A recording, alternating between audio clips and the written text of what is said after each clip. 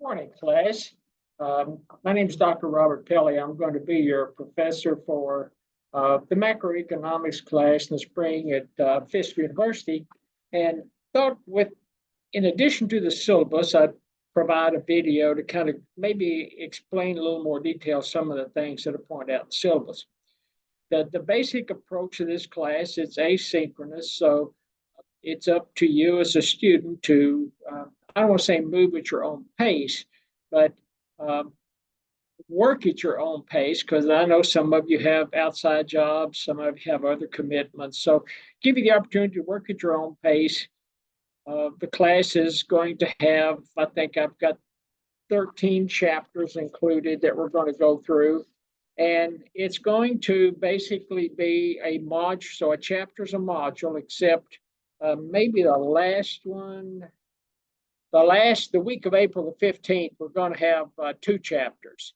So we're going to have, chapter 12 and chapter 13 rolled into that last week right before finals. But basically, I've got it set up that there's a module a week, with the exception of you're out for spring break sometime in March. But we'll go a module a week. There'll be a chapter assigned to each module. Your responsibility is to read the textbooks. There is going to be class notes uploaded for each module, and there'll be a video for each module that I've generated, kind of going through what I think are the more pertinent aspects of the text and the concepts that are presented in the text. But more importantly, the class is provided to help you build your human capital, expand on your human capital, improve your professional understanding of macro and microeconomics to that extent, because the text, and it's going to be Principles of Macroeconomics by Rittenberger, Grant, and Tregarthen, and it's Flat World is the publishing. The text is not required. However, I strongly recommend you go to Flat World, and in the syllabus, there's going to be a link to Flat World where you can buy, at least to buy the e-version of the text. I'm not, because it's not mandatory, I don't go through Biblio. I go directly to the publisher to try to save the students some money. But I think it's 30, 35 bucks for the e-version. But to me, it's well worth it, because the authors have done a really good job putting out the concepts of macroeconomics in such a way. They've got some examples, and they do a really good job presenting what a lot of students consider the more difficult of the two, between microeconomics and macroeconomics.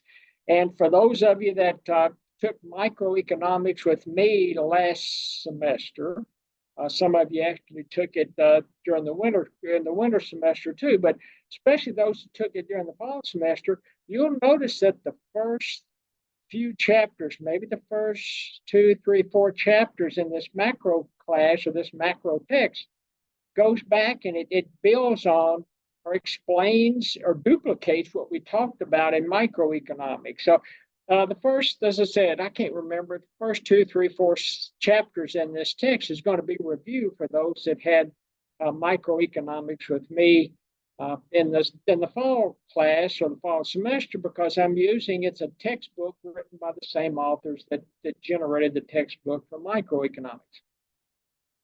But again, trying to build your human capital, hopefully going to be able to provide you a toolbox that you can build on, that you can take and grab the concepts that you learn, store away in your toolbox, either help you as you move through your academic career, or more importantly, it maybe is the essentials that you'll find that are extremely beneficial when you get out into the workplace. Whether you're going to be a sole proprietor, you want to be an entrepreneur, you want to work for another company. But micro and macroeconomics are the building blocks that generate business and generate a successful business. The things to understand, and again, it's for those of you that had my microeconomics class, and I'm not going to go through each of the chapters in the syllabus, because the week of January the 8th, which is this coming week, we're just going to go through the syllabus, just read the syllabus, check in on the syllabus video. But what I've done, actually, I've changed my approach to quizzes and tests in the macro classes compared, or opposed to what I used in the micro class last semester. Micro class last semester, I think I had two quizzes and I had a midterm and a final. And some students ask that, the next time I teach the micro class, maybe I could have more assessments available. So what I've done in this macro class, I've gone from two quizzes, I've gone to four quizzes. I've also got a midterm and a final. So you've got essentially, you've got 80 points of your 100 points in this class are going to come from four quizzes, a midterm, and a final. The last 20 points, and some people look at it as extra credit, but it's not extra credit. It is the basis of this course, just like it was the basis of the micro course. It is watching the videos that I post out there to YouTube and include a link in each one of these modules. Watch the videos, comment on the videos, comment with your name, first name, last name, somewhere in that comment, because YouTube gets really hinky when it goes to counting comments, and it doesn't, necessarily search for these weird YouTube names that some of you try to use. So the only thing I can do to try to tabulate your comments is look for your first and last name in the comments. So that's one thing. Secondarily, don't do like some students did in the fall class where they waited till the last day to try to do all their video comments. Because what I've found in students that did that, some of them got penalized simply because YouTube, when you do it all in 1 or 2 or 3 days right at the end, actually thinks you're a robot doing it and doesn't count some of the videos or doesn't save some of the video comments. So again, you have got to watch those videos. You've got to watch them. You've got to comment on those videos so that I can verify that you've watched them, and you will get a potential of 20 points. And the tabulation mechanism for these videos is I take the number of videos in total, and I'm guessing, I haven't counted them up for the macro class, but I'm guessing there's going to be 50 videos, give or take.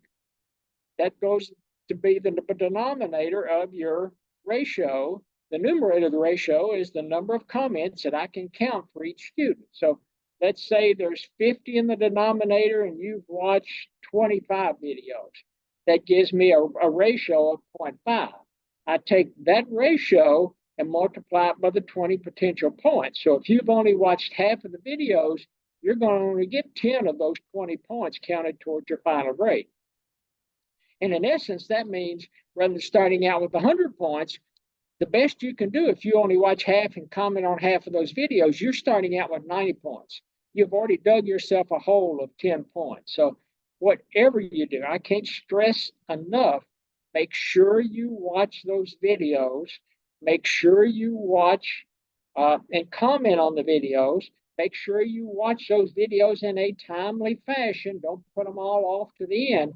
And whatever you do, watch the videos that I post with each of the four quizzes, with the midterm and the final, because I'm going to try to help you make the greatest possible grades you can out of this class. But it's up to you as a student. You have to put forth the effort to watch those videos, to comment on them, and to pay attention when you're watching the videos. As I said, this is an asynchronous class. You work at your own pace, but again, some students have trouble with asynchronous classes because they don't work at their own pace. They don't focus on a module a week. And so I have structured the timelines for those four quizzes and for the midterm and the final. You will see when you pull them up or when you go to look at them, there's an end date. And once that end date happens, I'm not sure the system's going to allow you to go back in and work and actually try to complete any of the quizzes, the midterm, and the final if it goes past that end date. I think from my perspective, that's pretty much all I have.